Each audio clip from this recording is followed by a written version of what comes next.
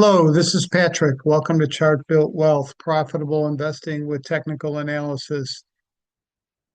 I will be doing an update probably Sunday on the current buy recommendations, but I wanted to give you a new buy recommendation, and this is another commodity. I'd like to give you a stock, but the setup on the commodity I'm going to give you is more attractive. And I try to look at any chart without a name on it. And so I am recommending corn. Corn is so out of favor. If you look at YouTube's from farmers, they all say how bad, their crop, how bad it is, how they can't make a living, how, prices are falling and yada, yada, yada.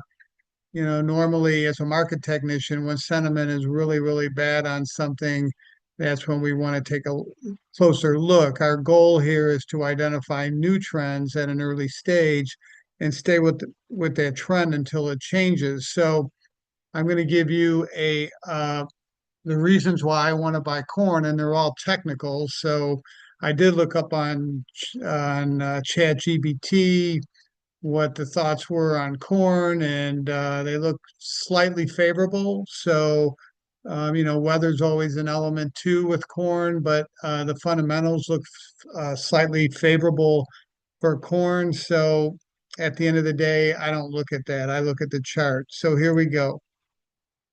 I always like to start with the long term perspective on corn, and then work my way down to the shorter term. So this is the corn ETF.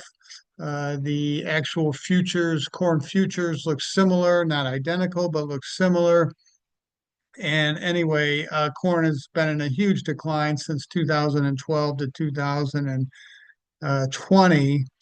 So you can understand how that would drip on a farmer, even though we did have this big burst in 2021 until the beginning of 2022. So I see this. So again, I'm gonna look at the Elliott wave theory for cycle analysis, especially on a long-term trend. I find it very helpful. One of the tools I have in my toolbox. And when I look at this up move that went from 1150 to 30, so it was a double. I see a five-wave advance. So that tells me uh, the bigger direction currently is up. And you can see there's really no overlapping waves. It's really kind of a linear move. And so that tells me this is an impulsive wave and that the trend is up. Now we got a lot of overlap on this decline, and we declined somewhere, a Fibonacci retracement level, maybe of a 0.786 retracement, somewhere in there. So it's a deep retracement, and I'm calling this wave two. So as I've talked about on some of the other big winners, let's say MP Materials, which went up 100%, or the cannabis stocks, which went up, I don't know, 70% or something. We were looking for third wave advances on long-term charts. So there can be a third wave on a shorter term, on a daily chart, on a weekly chart, but on a monthly chart, that's a big deal. That means it's probably, a couple years that corn prices should go up if this is the third wave. So I'm trying to identify third waves because they're what? They're always the largest, they're the most powerful, and they're the most fruitful if it's going upward. So that's the big picture. And on these last two lower lows in corn, what do we get on our RSI? And again, this is on a monthly chart, so it's a big deal. Look back here, we had a little bit of a positive divergence, but it's really hard to even see it. Here we definitely have a positive divergence flashing a caution sign. Beware, a change of trend is coming. Hopefully this is it now.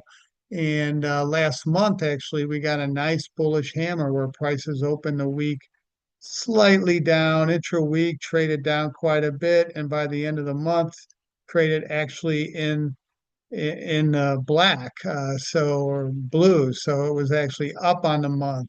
So, we don't want corn prices to go any lower than that low of last month. But we have a nice positive divergence here. So let's look at the daily chart. We're trying to find somewhere to get involved in this. And I've been watching and waiting and watching and waiting. And it looks like we could be forming a small inverse head and shoulders, bullish inverse head and shoulders pattern. It's like a man or woman hanging upside down. Here's the neckline. There's the left shoulder. There's the head. And now we're forming a right shoulder. And if we break out above 17.8, we get a price projection of around 19. So from today's prices, it's 7.5% upside. Not a big deal, but it would get this move, this multi-year advance started, and eventually would dwarf into a bigger pattern, and then we get higher price projections and higher targets.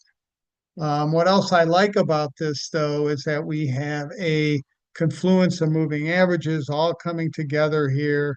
This is a bullish rainbow convergence. Prices are above the convergence and retrace back towards that convergence and held so far. So that would promise a higher high at least, and we get this inverse head and shoulders pattern going on the upside. Um, so this bullish inverse head and shoulders is the opposite of what we're seeing in Antero Resources, which is a bearish rainbow convergence. So anyway, this is the setup. The reason why I like this is because my downside is, let's call it 2%, and the potential upside on the small pattern is 7.5%. So our reward to risk is, over 3 to 1. But I want to remain cognizant of this, there's been a lot of shorting of corn while it's declined. A lot of hedge funds get their trend followers. So once they see these things start going down, they jump on it and they usually get burned in the end. They don't get turns very well, but they get the trends right. So anyway, here's where we're at on a long-term basis. Here's a short-term pattern. It's not real exciting. I did check on how many searches on or have been on corn prices, and it surprised me. It was actually got like a score of 55 or so, which is a medium interest. I thought it would be very, very low, maybe because people still think it's crashing and farmers are looking and other things. So anyway, that is corn. One more bullish quiver in our package of arrows. I don't know what, or let's see, one more arrow in our quiver, I guess, would be that seasonality turns really bullish here. I know commodity traders that trade grains, and they talk about the fall season being kind of the time that things start to happen. And if this would hold, we got through the end of the year, and then we also got all the way until next June. So seasonality looks good. It's just a tendency. It doesn't mean it has to do that this time. But anyway, thank you for watching Chart Built Wealth, Profitable Investing with Technical Analysis. Please like and subscribe. Have a great day. Tomorrow's the weekend, and we'll see what happens. Adios.